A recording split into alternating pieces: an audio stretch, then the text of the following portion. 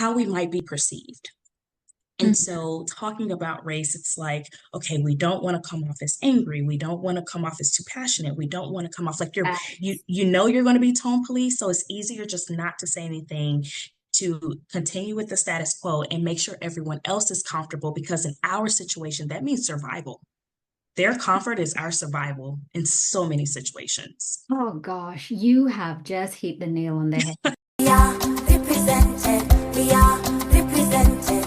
We are represented. Welcome to Represented, the podcast. I'm Aniki Shuru, racial equity coach for online business owners who want to be intentionally inclusive by building a business that is racially equitable. I created this podcast to normalize the conversation around racial inclusion so that fear is no longer the barrier that gets in the way of doing this work. This isn't about perfection, it's about progress.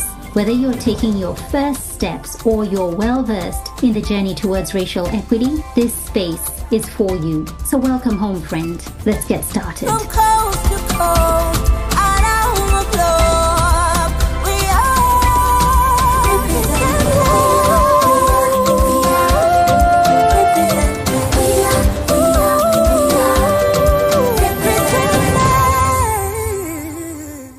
We all know that first impressions count. Yet, rather than putting their best foot forward, most big-hearted, well-intended coaches are unknowingly starting their relationships with their prospective Black, Brown, Indigenous, and people of color clients on the wrong foot, asking questions like, "Where are you from originally? Wow, your English is so good for a Black person. Your skin tone is not dark enough. Are you sure you're from Africa?" Hey, we have a scholarship program to support people just like you. These are subtle yet gut-punching microaggressions can feel like death by 1,000 cuts for a person of color as they continually are reminded they don't belong. And that is why I will be hosting a live training called Microaggressions 101 to support you to hold safer spaces in your online coaching business that will see you serve a wider and more racially diverse audience. Head over to anigishuru.com/LT. That's Anigishuru, GICHURU.com/LT. The LT is for live training. Hey there, everyone. Welcome to another episode of Represented Podcast with me, Aniki Shuru. I am super excited today because I am connecting with none other than the inclusion lady, Ama Agyapong, who I've been following for close to a year now on Instagram. I love her content. I love how she teaches. Even though I teach this work, there's a way she does it that just helps me connect. She's so human. She talks about the mistakes she's making, the microaggressions, and it's just how she gives feedback. I love that. Ama, welcome. Oh my gosh, that was amazing. Thank you, Annie. Thank you for having me. And I have to start by saying that Ama's Instagram account got hacked about a month ago at the time of recording this. And so she's had to begin from scratch. But by the time you're done listening to our conversation, you will be tripping over yourself, heading over to Instagram to follow her, just because she is somebody you need to have in your life when it comes to understanding racial inclusion. So hang around. This is a conversation you will want to come back again and again. And so, Ama, I just want to ask, how did you arrive here doing this work? Because this is a question I often get asked when I'm being interviewed for podcasts. And it's not something I want to assume here. I want to make an assumption. It's not something that you had on your vision board that you wanted to teach anti-racism when you grow up. No. You know what's so interesting, Annie? I didn't even really want to talk about race growing up. We talked about it in the house. I'm here in the United States. I was raised in Miami. So we talked about it in the house, but it was one of those things when you leave this house, you try to assimilate as much as possible. So to point out your race, this is doing something completely different. And it makes my family uncomfortable sometimes, if I'm honest. But I know the vision is so much bigger than their comfort. So I keep it going. But how did I get here? So I actually started off in the financial industry. And so I started off in auditing and in finances for Fortune 50 financial industry, financial companies. And then I went in the field, I worked, and they kind of liked my style and they're like, you're good at teaching. So I started building internship programs in the Southeast region for this company. After that, I left, got my master's in business, and that is when I really started understanding the global world even more because I focused in international business. And so from there, I worked for another Fortune 50, but a retailer, and that's when I started managing a team of my own.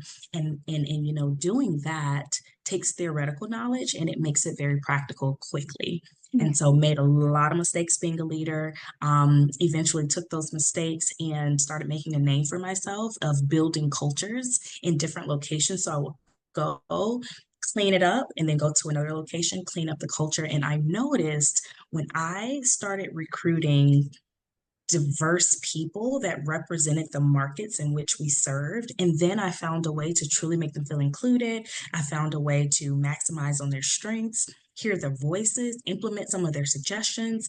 I saw that that was a really great way to improve the workplace culture, in addition to having tough conversations. So from there, that's when I really got into the inclusion piece and the leadership development. But then I met a boy, got married, had a baby, and I was like, forget all of this corporate ladder trying to be VP by 30. I want to be home with my baby, okay? Yes, yes. So I was a stay-at-home mom for all of 4 months, got a phone call, started consulting, and that's really all she wrote. So I started in this space. I've been in this space for 15 years, but I've been able to really hone in on, yes, we focus on inclusion, but you can't focus on inclusion without focusing on differences. And while we're focusing on differences, let's talk about the one that makes you the most uncomfortable. And most times that's race. So that's the long story of how I got here. All God Yeah. ordained for sure. For You sure. know, what's interesting, and I think what will probably pique the interest of my listeners is when you said about not talking about race, because I think for white folks, they think that for us being Black, that race is just something that we talk about comfortably and we're just cool to talk about. But the fact that there's the comfort of the privacy of being in your own space where you can talk about it, but not taking it outside, and the discomfort that that creates for us as Black people, it's not just for white folks. So we do experience discomfort, don't we? Absolutely. And we experience discomfort just from our own one lack of knowledge, because a lot of us, especially in the US, don't know the fullness of our history. Yes. But it also comes from how we might be perceived. And Mm. so talking about race, it's like, okay, we don't want to come off as angry. We don't want to come off as too passionate. We don't want to come off like you're going to be tone police. So it's easier just not to say anything, to continue with the status quo and make sure everyone else is comfortable, because in our situation, that means survival. Their comfort is our survival in so many situations. Oh gosh, you have just hit the nail on the head. Their comfort is our survival. So it's a juggle. It's a dance of trying to ensure, are they comfortable? I don't want to push the button too much. And it costs you. It comes at a cost. Sometimes talking about this will cost you your livelihood in some cases. And so it is such a delicate dance. I was going through some of your content, Alma, and I came across something where you were sharing about when you were a little kid and you were a ballet dancer. And when I was watching it, I don't know why, I just thought of Simone Biles. I'm like, oh my gosh, she reminds me so much of Simone Biles. And even as I've been I get preparing that all for, the time. you do? You Yes, it's so funny. I'm do? like, she is amazing. So thank you for that. I'm gonna take that. I'm gonna take I'm gonna that. take it. And so, when I've been preparing for this conversation for a little while, and my 11-year-old daughter found me going through your videos, and she's like, Mom, who's that? She's so beautiful. And I was like, oh, that's my friend. Thank you, daughter. I'm like, that's my friend. Her name's Ama. I actually haven't met her yet, but I've been following her for a while, and I'm going to interview her on Tuesday, which is your Monday. And she's like, wow, she like her eyes just lit up and she was just so drawn to you. And she doesn't say that about everybody. She'll find me doing my work. She doesn't say that about everybody. And I just thought, you know what, I must share that with you because this ties into your story about being a ballet dancer and the unlearning that you had to do about beauty standards. Could you talk to me about that from your lens of being that little girl who saw beauty in a different way? Absolutely. So let me set some context here, right? Sure. I'm 5'1". I'm of a stocky build. So I have big legs, I have muscles. I ran track as well. And I'm a dark-skinned Black woman. And so here in America, when it comes to ballet, that is not what they are looking for. And I have flat feet. And so with ballet, for those of you not familiar with ballet, they want the nice arch and these beautiful lines. And I didn't have that. I had muscles and I had technique, but I also had a little pizzazz and I got booty and all of these things that is not okay in ballet. Yes. And so I would often see some of my colleagues who were tall and slim, and they would get some of these parts, even though we had the same talent or I'm even better. And I had to understand that my beauty isn't for everyone. And then, especially growing up in the 80s and 90s, when I looked on TV, the main girl didn't look like me. The main girl was like light skinned or biracial or something like that. And so thank goodness I had a mother and grandparents that poured into me on how beautiful my brown skin is. But it was definitely a lot of unlearning of one, what beauty is. This goes into even what like professionalism is, what technique is, what a beautiful dancer is, because it doesn't always have to be what you grow up seeing as classical, right? Because typically that classical ballet is the standard, that classical thin, lean body is the standard, but that's not who we naturally are. And so oftentimes you'll see these pictures that say who you naturally are is not enough. And I've had to unlearn that, as well as just being thin. You can have a beautiful, voluptuous body and still be beautiful and still be an amazing dancer.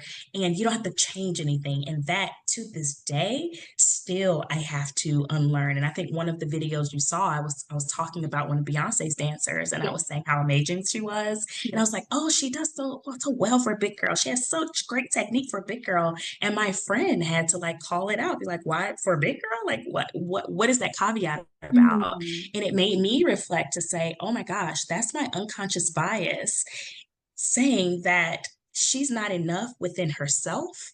And I'm shocked by her greatness. And I always say, if you're shocked by someone's greatness because of how they look, then your bias is showing, right? Absolutely. So It is a lot of speaking unlearning there. loudly. It is speaking loudly. And I'm just thinking about how important representation is because if you don't see it, you, number one, cannot be it. And number two, the fact that it exists allows you to see things from a different perspective, from a different lens, beauty from a different lens. Now we're in the day and age where people are inflating parts of their bodies so that they can feel more beautiful and attractive. Whereas before, oh my goodness, no, no, no, no, no. The smaller, the flatter, the more lean, that was the beauty standard. But that's not how everybody is built. And so representation plays such a huge role in educating all of us in different realms.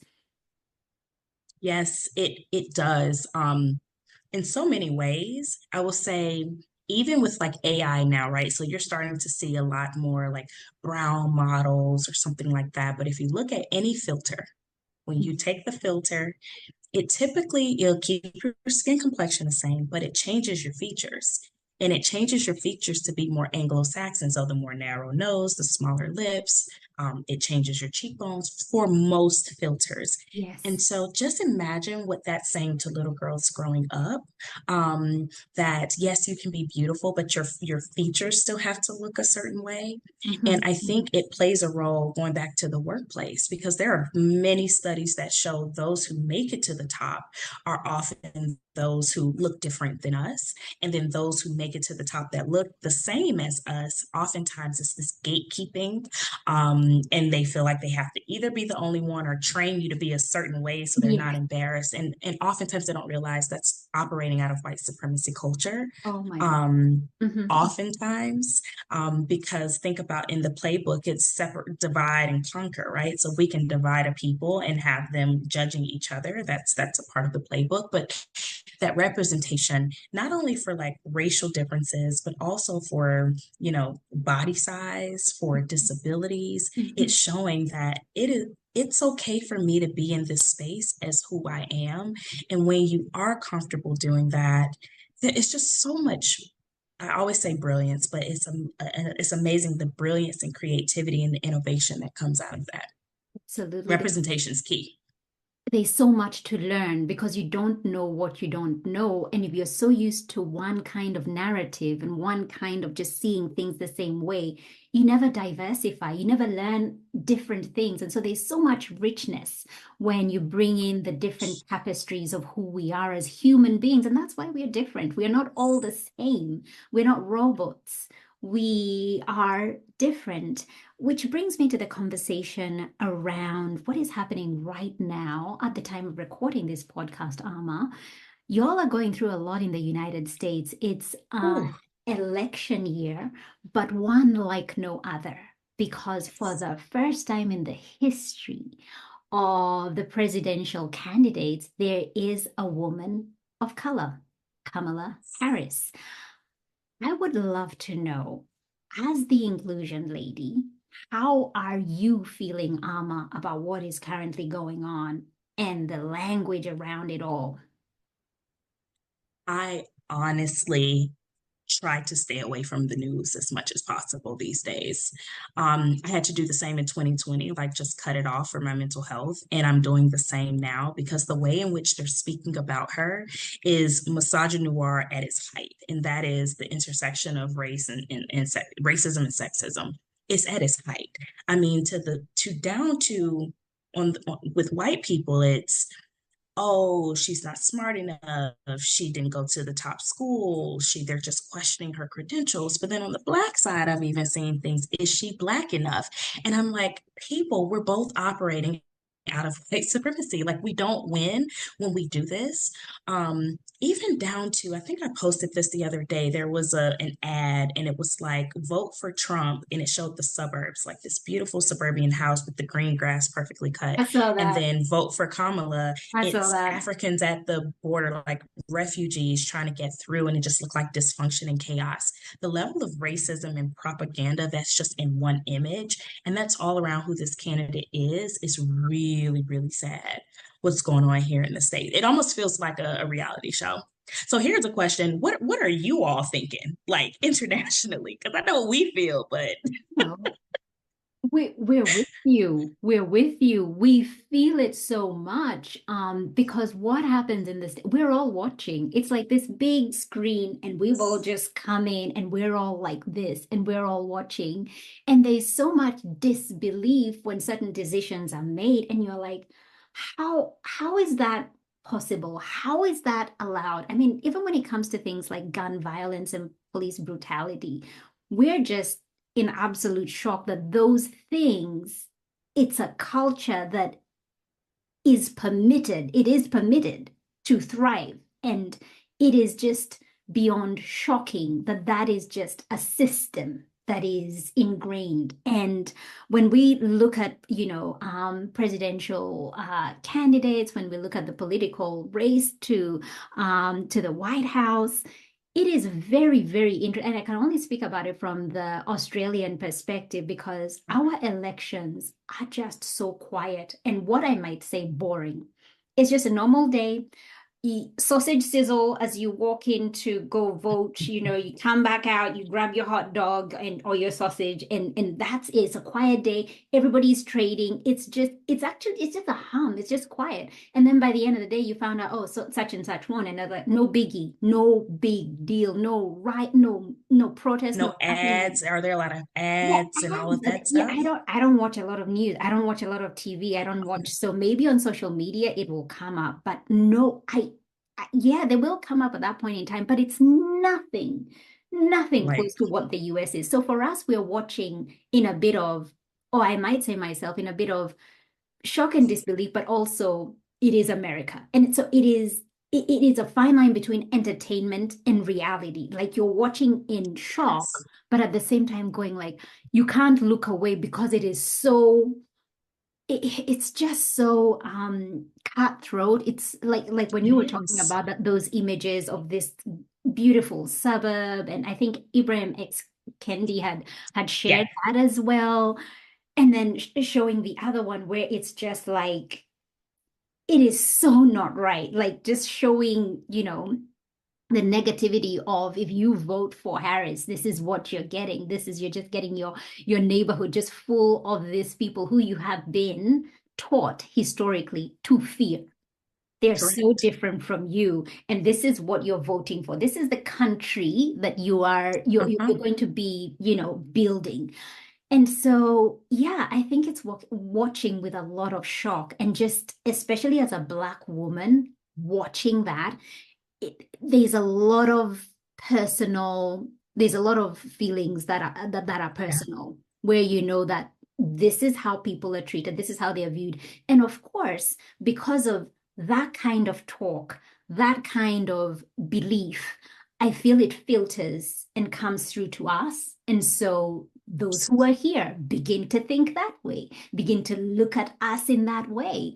Whilst here it is very covert, but those belief systems are still trickling down, and we end up holding those views consciously, unconsciously. And we end up, and we're going to talk about this, Ama, how we become part of white supremacy culture without even wanting to, and subscribing to that white dominant culture without realizing. Yeah, I think you said so much there and extremely powerful. And I love how you said it trickles down, right? It trickles down from the images that you see because we'd be surprised how much media influences our unconscious bias. And it tells Absolutely. these incomplete stories. That's the issue with it. And what's even sadder is a lot of this propaganda was the same propaganda used here in the United States in the 30s, in the 60s. Like it just keeps repeating literally the same story. It, it, Um, it does. so it does. It keeps going but it works. It's And the fear. It's thing fear is, mongering. it's just done in a different way. Hmm. Whilst it might not be, Jim Crow, but we're dealing with, mass incarceration. Like Exactly. it's just evolving for the times Yes, we're living in. absolutely. Um, it might not be, slavery, but we're dealing with AI that discriminates. Absolutely. And you can't quite put your finger on it, but you know something Yes. ain't right. Yes. I mean, think about just the word diversity, equity, and inclusion, right? A few years ago, I mean, DEI, at least in the States, has been around for almost 60 years. Like it really started with the Civil Rights Act of Yes. 1964, and it just keeps evolving, right? But the moment we started to really focus on racial differences and racial equity within the workplace, now it's become a dirty word here in the US. And when they speak about Kamala, they call her the diversity hire. They call her Yeah. the DEI president. And that's because that's essentially saying you have to hire a person of color, completely negating quality, and you're only focused on quantity. Just think about what that means. I can't tell you how many meetings I've been in that says, well, why can't I just hire the best person for the job? Why do I have to hire the person of color? And I immediately ask, well, why don't you assume the best person for the job is the person of He's color? qualified. Like, it's the best person for the job. Yes. That's the most qualified person. Yes. Why don't you just assume they're the person of color, right? And that shows the unconscious bias. But like you said, all of the language and the images that we're seeing, especially now dealing with Kamala, it's worse, I feel like, than it was with President Barack Obama. It's just feeding on this international stage. It sure is. And I wonder, what do you think of the words that Malcolm X spoke in a speech back in 1964 in comparison to the times we're living now in 2024, when he said the most disrespected person in America is the Black woman, the most unprotected person in America is the Black woman, the most neglected person in America is the Black woman. Do you feel that is still a truth in 2024? I do. And I think it's even worse now, and here's why. Because here in the United States, there was a study that came out from Essence magazine that said Black women in the United States are the most highly educated group of people here in the United States. The caveat with that is we also have the highest student loan debt. With that, we also have high divorce rates. And so oftentimes, Black women in the United States are trying to build these careers. They're getting the education, but they're also the ones carrying the family. And so that comes with a lot of stress. And that comes with this, we talk about masculine, feminine energy. You start to form into more of this person that has to really do both roles within the household for someone who believes in gender roles. And it leaves the Black woman feeling very unprotected, unseen, stressed out, but still working through it. And so that's why I'm not a fan of the word resilient, because it's like, yeah, take the crap and keep it moving, right? Without addressing what it actually is. And then we live up to this stereotype of being the angry Black woman or the strong Black woman or the mammy, the one who has to take care of everyone else. So even if you're upset, you cannot respond the way in which you want to, because you have to make sure everyone else is okay. And that is expected of you. Or if you're in the workplace, you're doing the job of yours and your managers and everyone else's, but you better not say anything about getting paid for it, right? So it's all of these things. And then on top of that, I'm sorry, you got me on my soapbox. You have a lot of I'm not going to say a lot. You have some Black men who then say, I don't want to date Black women because of attitude, because of being too strong, because of being too bold.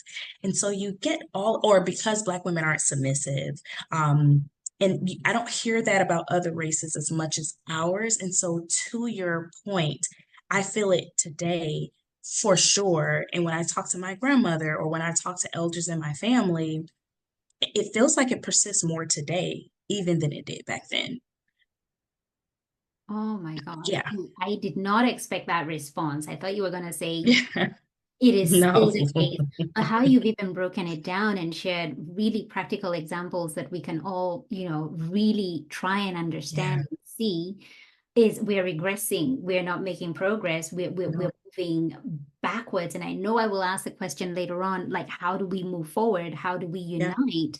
And so perfectionism is something that comes up over and over again. And we know the danger of perfectionism and we're told steer away from it. It's better to do your best and rather than try to aim for perfectionism. But I think there's a little bit of that we all suffer from.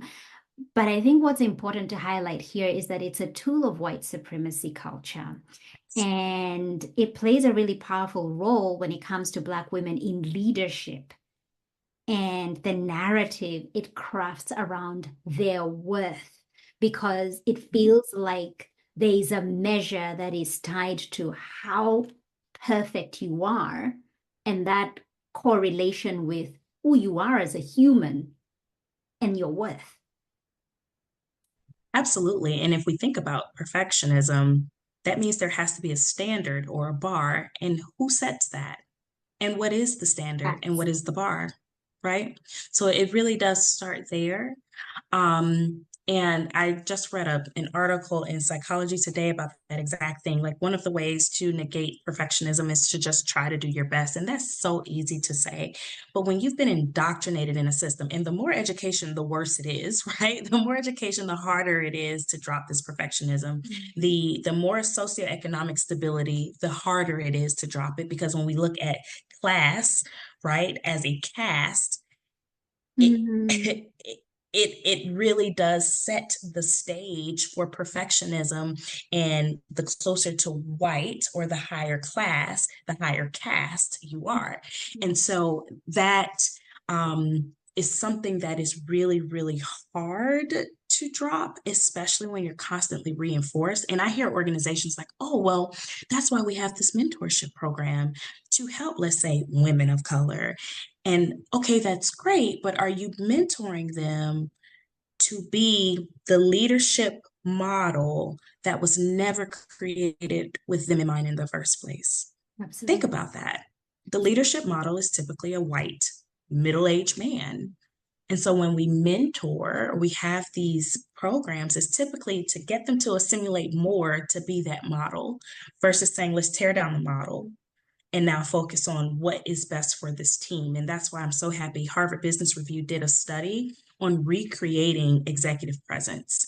And it's phenomenal because it now talks about executive presence being authenticity and honesty and integrity and inclusion, and how you really do create a sense of belonging on your team.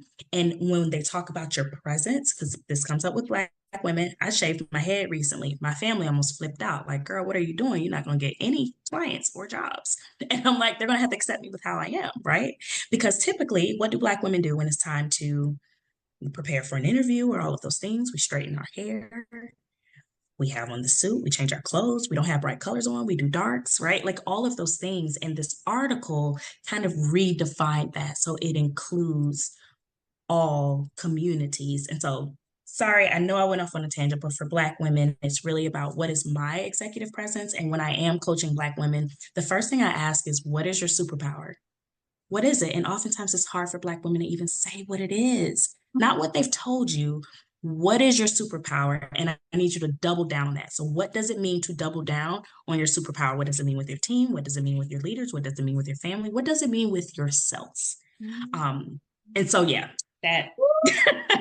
So, perfectionism is definitely a theme we're all working through. But I think if we start with what do we bring to the table and how can we authentically do that, it gets us closer to progression and not perfection. Wow, that's just a whole masterclass right there that you've dropped for us. But digging deeper into the idea of mentorship, because mentorship is something that we're not short of. We've got mentors, we've got people who are, you know, kind of coming in and saying, oh, do this, do that, and the other. But I feel like mentorship has a lot of potential and it's not being used to its full potential, especially, and I came across this on your posts, and it was around the fact that when it comes to mentorship, there's almost like a gatekeeping process behind it. I know you have this skill. You're the inclusion lady. You give phenomenal feedback. You teach people how to give feedback, and you have this way of just sharing stories that are so allow us to understand so much deeper and see how we can the mistakes that we are making and how we can do better. It's not just telling us this is wrong and that's that. And I'm like, I think you would be such a great connection to this person. I'm going to call this person and make that connection, or I'm going to send that email and I'm going to connect you too. There isn't that. It's that person going like, well, change this, do that. But you have a whole list, a whole, your contacts with all these people who you could connect this person to, but you're not. It's so true. It's so true. I liken it to like someone who's like dating a person for years but never like proposes, right? Um, and and Wow. and I'm going to give the caveat of that is fine if both people are on the same page, but oftentimes they're not. And so I feel like that's what mentorship is often. Like Mm. we're courting, we're dating, we'll communicate, but how do we like put a ring on it? And you put a ring on it by helping with growth, whether it's socially, financially, professionally. And that's the piece that's often missing. And I think if people are really honest in their feedback, they're probably not comfortable in doing that just yet. And I think having the conversation as to why you're not comfortable will probably be more beneficial to that person than not, and then gatekeeping. Because it's typically something that's holding someone back from opening up the gates. Absolutely. And it's not just white people with black folk. No, It is no. black folks with black folk. It's like, okay. Absolutely. It is something there. And I wonder if it is tied to white supremacy. I wonder if it Oh, is it is. to say more. It absolutely is. It absolutely is because, like, when you look at the history of it, it was often just one person that they would allow. So, even think about like slavery here, and I'm going to, of course, I have a US context, but slavery here in the US, it was okay, we're going to have these one or two in the house, and then everyone else is going to be in the field. And the one or two in the house have to look a certain way, right? So, that is setting the stage of division. Divide and conquer. Even a lot of the historically Black universities and colleges here in the United States were founded by white abolitionists. And even with the white abolitionists, they would have these historic Black universities and not have Black presidents for the first 30, 40 years, right? And so the person who makes it to the top, then they have, I think they call it, it's not token, well, it is tokenism, but it's this like meritocracy where it's the idea of you're different. And so they pump this person up to be like, you're different, but different meaning more like me and less like your people. And so now that person, that Black person, is gatekeeping because they don't want to be embarrassed. They don't want to be kicked out of that club. And I think that is 100% white supremacy. And how that perpetuates is now when it's time to mentor, now when it's time to connect people, you're holding them to this perfectionism or Yes. this unrealistic standard because that's what you were held to. Mm. So it's a lot of history behind it. And if you don't, I'm reading this book right now called Our Kind of People, and it's about the Black upper class here in the United States. It's a phenomenal book by Lawrence Graham. But the more I read it, and the more I realized I wanted to be that and be a part of that, that's why I got all the degrees, that's why I did all the things, the more I realized I was really operating out of white supremacy. So Wow. reading this book is really helping me decolonize myself because that's what these people, they wanted to exist in a certain way, which is really just closer to that white standard. Whiteness. Yeah, Mm-hmm. absolutely. Oh my goodness. So one thing, and I've mentioned this as we've been talking, one thing that you do really well is you share short stories with powerful examples of how to give feedback. And this has resonated so much with your followers. Why do you think people struggle when it comes to giving feedback in a constructive way? Yeah. I love particularly when you gave the example of intent versus, and in particular, after you read the book Black Fatigue, and you were trying to understand the story that you shared about your son's swimming teacher, why he did so well. He was so challenged with one, but then with the other, and you try not to make it about race, but it did come back to race. Um, could you share a little bit about that when it comes to giving feedback in a constructive way? Yes. Oh my gosh, Annie, thank you for bringing that up. So I do love to tell stories of like just real life examples because I feel like if people see I'm not perfect as a Black woman, then white people will feel more comfortable to say, okay, well, it's okay if I'm not, and it's okay if I make mistakes because she makes them and she talks about them. So maybe I can get my foot out there a little bit more. And with that, I really was trying not to make it about race, but I just noticed it was this level of niceness, this word nice, Yeah. that she was really nice, but there was no challenge there. And I look at it from both sides. For white people, I understand if you are on this journey, you're trying not to make a mistake. You're trying to right the wrongs of your ancestors. You're trying to unlearn all of these things and integrate with the group of people you've never had to even learn about. Right? Think about that. There's this quote by T.D. Jakes that says, I could not get a GED without learning about you, but you can get a PhD without learning about me. Mm. Right? Right. Preach. So it's a struggle, and I understand that. So when it's time to give feedback to someone, I think the worst thing a white person wants to come off as is racist or prejudiced, and so they're not sure what to say, and so they rather not say anything, or they're just nice. And that's what this coach was for my son, and it just wasn't progressing him.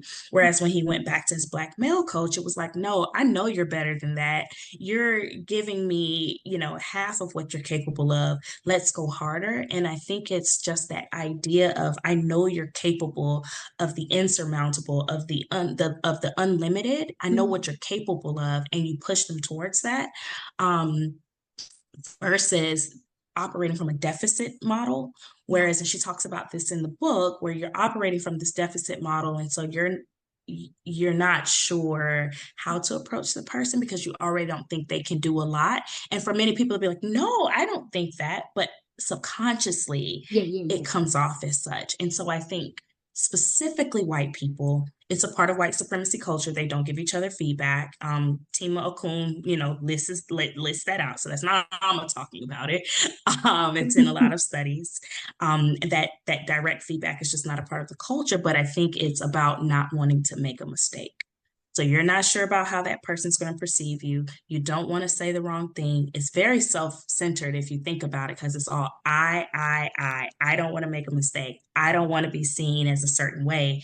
Meanwhile, you're not thinking about how these words can help that person grow. So you're not focused on the person. And so when you do intent versus impact, oftentimes it's, well, what I mean to say, what I want to come across versus how is this person experiencing me in this moment? And if it's not a good experience, let's address it and let's talk about it. So that's the beautiful thing I love about feedback, because it's the quickest way to grow someone's career. And it's one of the most stifling things that happen in corporate America, specifically for Black women. I think it's how you give feedback, because there's a way you can give feedback where you cut somebody down to the smallest pieces possible, but there's a way that you can, like, calling in people, calling them in and going like, when you said that, I don't think you intended to say it that way, but this is how it landed. Talk to This is me how it about ended. that, giving them like that safe space to come in and share where they're not feeling judged. But I feel like a lot of the times people are just so uptight in how will I be perceived, and it doesn't allow there to be opportunity for growth. Feedback is just hasn't been given in the best way possible, or no feedback at all. We'll just be quiet about this and just maybe we'll performance manage them out of the role. Right. But you know what, Annie? I think at the very foundation of it, I think people haven't spent time building relationships. Wow. And that is the issue. Because there's, again, another study that came out that showed there's a 5-to-1 ratio. So for every 5 times you encourage someone, that's the 1 time you can give constructive criticism.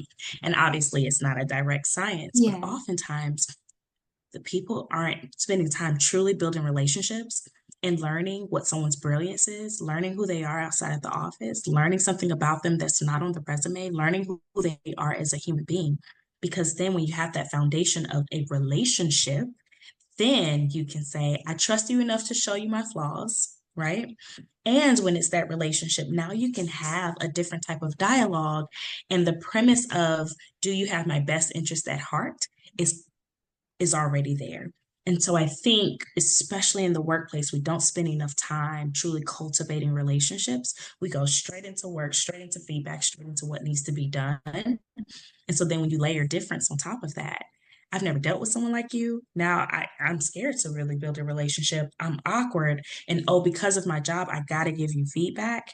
It just doesn't come off well. But for even for someone who doesn't like know how to build a relationship, let's say when you are giving feedback, one, make sure you find the data point because that is going to truly tell you, is this my bias and my preference, or is this something that's truly impacting the business? I'm going to pause there and let that land because oftentimes in corporate America, especially Black women, are getting feedback that's not actionable and typically based off of someone's feelings. So find the data point. How is it impacting the business? How is it impacting the team? That will typically let you know, is this a personal preference or is this something I truly need to address? That is just so much gold there to try and remove that bias. But I want us to dive deeper into bias. I want us to dive deeper into deconstructing this white supremacy culture that we're not immune to it. Even as educators ourselves, Ama, we're not immune. No. And so what work have you done on yourself personally to try and deconstruct this? And one of the posts that I have engaged with that you shared was when you were saying that you love authors, speakers, and you gravitate to white speakers a lot. You know, your Simon Sinek's, your Adam Grant's, and all of those big phenomenal names. John Maxwell, who you absolutely Oh my God. You know, I love him. I call him Uncle Johnny. there I'm you gonna go, meet him Uncle one day. Johnny. So there is that thing, like even for me, before I really started really zeroing in on this work of DEI, a lot of my books were books that were white authors. I did not know that, Ama, until I was, in the trenches of this work. I was like, hang on, who have I been learning from?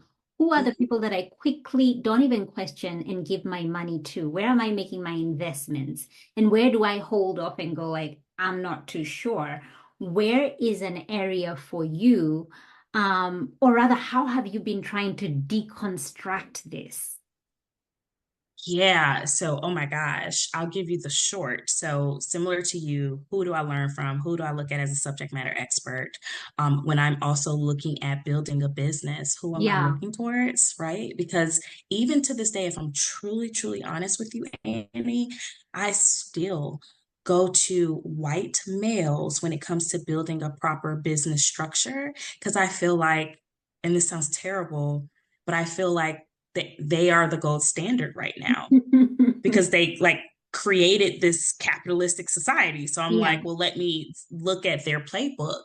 And it's something I'm still, again, deconstructing. Mhm. But some of the things I've done, so therapy has helped a lot, a whole lot, to just see like where does it come from? Because growing up in a middle class conservative Black family, you don't realize how much that instills white supremacy in you.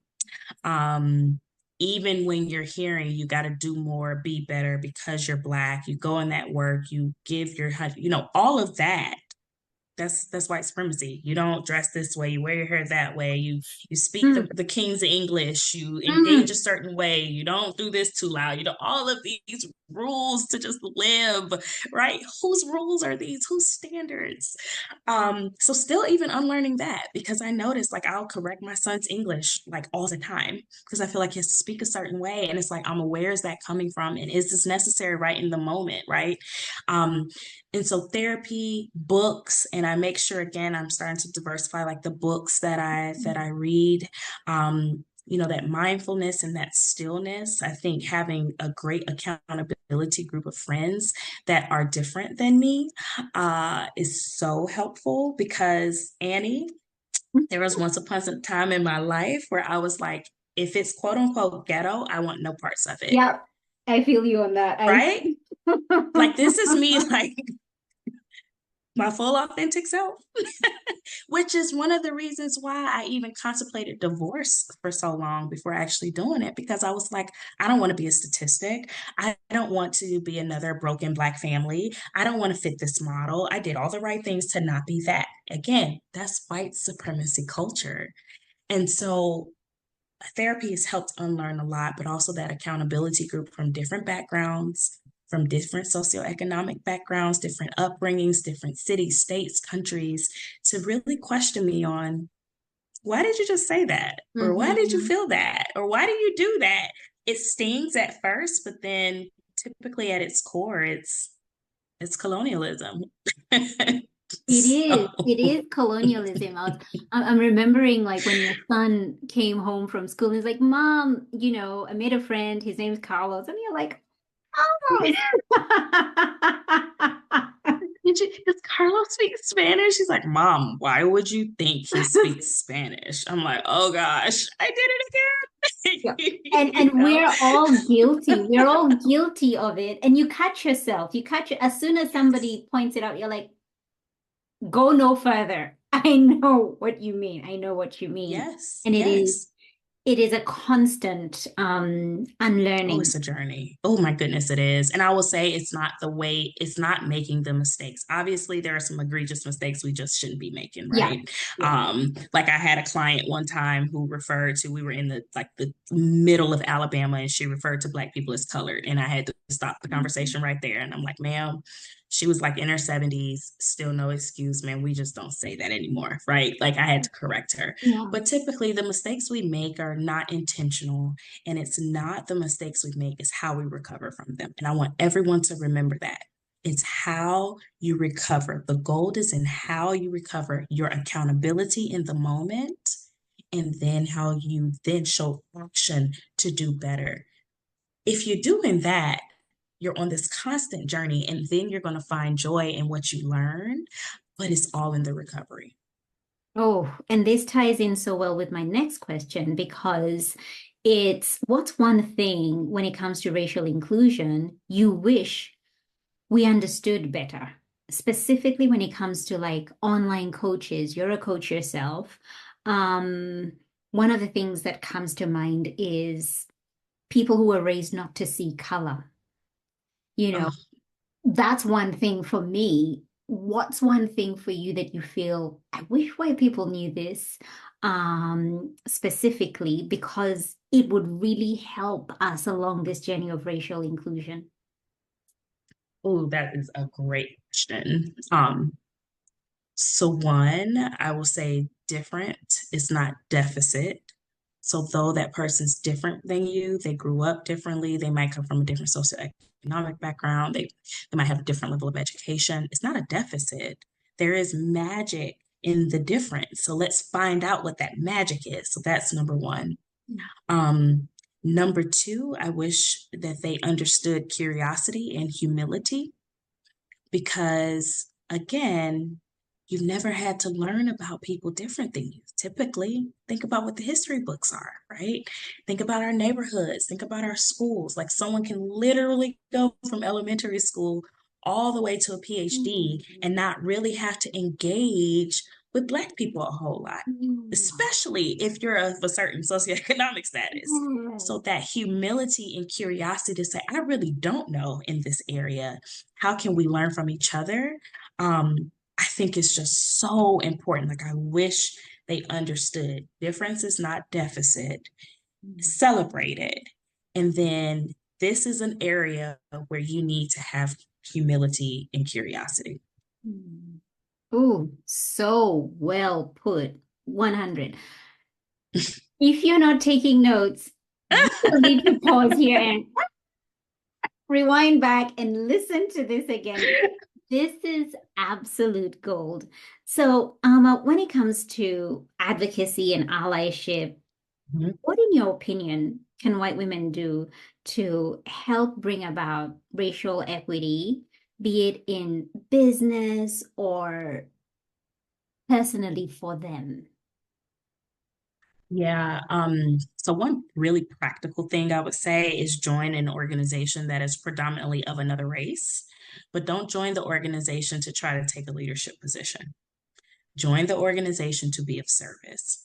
And why I say that is because oftentimes I will see, white women on nonprofits or white women on different boards or helping the needy, the hungry, all of those things, but it still puts you in a superior position where you're having to give to someone and that someone needs you. So subconsciously, you're still not looking at them as an equal. And that's not helpful. And so joining an organization where you're working side by side with someone that has the same vision as you, the same value system as you, really helps to start, reprogramming that unconscious bias. But in those moments, I would say truly listening. So some of my trailblazing white women friends, I love them. And sometimes they become in the US, we love this woke word. They become more woke than the Black woman. And then it's like they start trying to educate me on different things. And that piece still centers, it still centers you, right? It still centers your knowledge as a white person. It still centers your whiteness and puts you at a superior level. So I think the listening piece, I know we hear it all the time, and some people be like, practically, what does that mean? Well, practically what it can mean is you're listening to learn, you're asking open-ended questions, you're asking questions such as, how did you experience that situation in the moment? And you're just learning. You're not jumping to conclusion. You're not trying to give a solution. Don't try to give solutions because you might not know what's best. And when you do give a solution, you're saying, I know what's best for you. You're literally listening to learn. And in the moments where you feel like maybe I could have been an ally or I want to be an ally, when you go offline, ask someone, how would you like me to show up for you? Next time, what would you like me to do in that situation?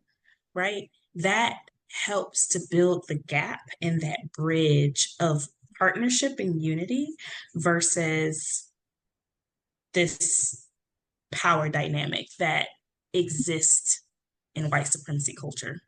Does that make sense what I just said? Absolutely. And I want to share Okay. a learning that I got just to amplify what you shared there. I had this aha moment as I was teaching, whereby allyship, support Black businesses.